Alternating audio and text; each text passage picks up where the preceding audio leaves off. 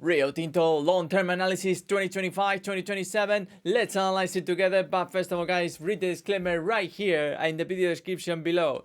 This is a very interesting stock. This is a stock from the London Stock Exchange. Actually, we are analyzing that chart instead of the New York Stock Exchange ticker because we have more data right here. And actually, when you are drawing lines, trend lines, obviously many investors are trading from this particular exchange, obviously.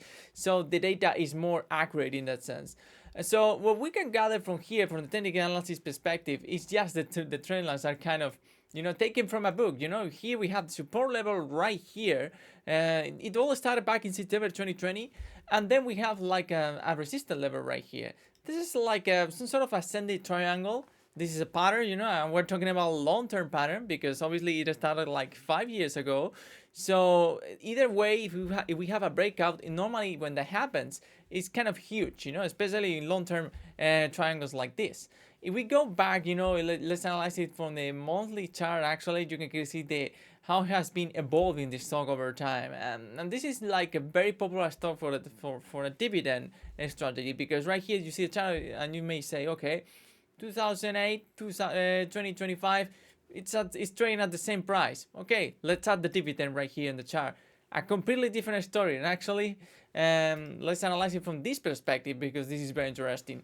If we take the data, if we take for instance, the uptrend from 2016, you can clearly see the stock went up. We included the dividend more than 500%. It's not bad, I believe it's above the indices, the main indices. So obviously, if a stock performs better than an index, it's worth it. If it's performing worse, obviously it's good. It's better just to invest somewhere else in that sense.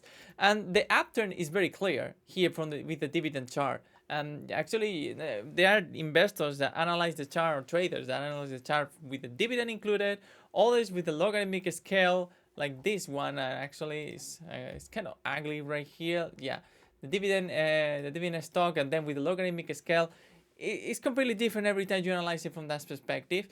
So obviously, if you analyze all of them, you may see patterns that they are like intertwined in that sense. So you can see a support level if you analyze the chart with the dividend included or without the dividend, with the logarithmic linear chart. So you can see it exactly, and I'm going to show you actually. So for instance, right here we have the dividend chart with the logarithmic scale activated, and we're going to analyze exactly the trend lines. And you can clearly see right here, this is the main uptrend that we're experiencing right here. Some sort of resistance, but not that much. So as you can see, it's a little bit different, but you see some levels that are intertwined in comparison without the dividend, so obviously you drive right here, and you can clearly see you have to readjust it, of course, but you can clearly see the difference, so you may think, okay, buying at 4.9 is a good area to buy for the long term. Maybe, obviously. And then we have the support level right here. It can happen, a breakout below this area and then going back to 4.6. It's another area to buy for the long term. Yeah, it's not like it's not that I'm a fortune teller. It's just based on past experience. You can clearly see here the areas. Other ways to analyze it, and I like it too, is just to add the RSI and MACD. When you add those indicators, you may see like the best areas to buy. I really like it. I use this all the time. So when you see the logarithmic, actually activated the logarithmic scale here in the MACD as well, so you can clearly see like very, very clear. These areas, yeah, and we're talking about like a monthly chart, these are the best areas to buy the stock. But I would say the weekly chart is best to analyze that. So here you can clearly see, look at that. We have like a beautiful divergence right here. Well, it's not that perfect divergence, but you can see the other side here going a little bit up. So obviously you buy here at the bottom area of the MACD or at the bottom area of the RSI. These are the best area to buy. So actually, let's add the rotated rectangle right here. This is what I mean, If you are patient enough to wait the best buying opportunity, you buy at those prices. You can either use the RSI, the MACD. I use both because it's like I use one for confirmation. But these are the best area to buy for the long term. And then, we are talking about the stock without the dividend. Then you have the dividend. It's like a completely different story. But you can actually draw another line, like right here, support line, and then at the resistance level, another line, So we had to find the best areas to buy. So the RSI, the MACD at the bottom, the best areas to do it. and you know you have less risk in that sense because anything can happen in the market. You have to be prepared for that. And then the best areas to buy, the support level for the weekly chart is the best area. You can use the dividend chart, the non-dividend chart, but just find the areas with the trend lines to buy. You know that they are like connecting all the dots, and you have to wait. You have to be patient to find the best area to buy because you can buy right here, but then the stock can correct itself a little bit. Though here there is not much risk. This is the good thing about this stock. It's like kind of the volatility is lower in comparison to other stocks. But this is the thing. Okay, let's analyze right now the financials because this is very important, and actually you're gonna see why the stock is going like sideways over the last couple of years, 4 or 5 years, I would say.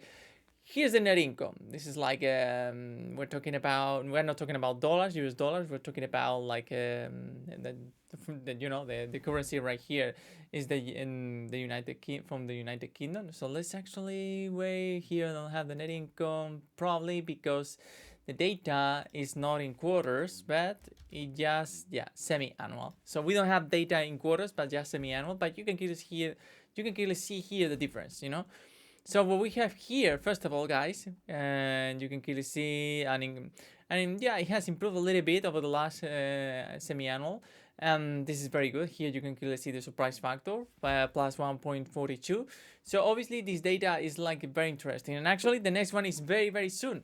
So if we have another positive surprise factor, normally what happens afterwards is like it skyrockets, This is the good thing about the stock. And here it happened sometimes in the past, like a very good quarter like this one and then skyrocket, This is the strategy with its positive or negative surprises factors. And then we have here the quarters, the good thing about this stock is we have positive net income all the time. And here we have the forecast, and actually we analyze the forecast closely. You can clearly see, I would say, we have actually 19 analysts from Wall Street. The average is plus 17% from current levels. But here's the interesting thing, about the EPS and revenue forecast. Exactly the same all the time. There's like 2.53, they estimate 2.68, 2.67, 2.72, very, very similar. So what's going to happen here, based on this information that we have right here on the screen, is exactly what happened in the past. It's going to continue doing this. But the good thing is that you have the dividend. So if you buy this stock, it's because of the dividend itself, And actually the performance right now, the dividend performance, let's analyze it, 6.90. Actually, it's very good, It's a high dividend yield.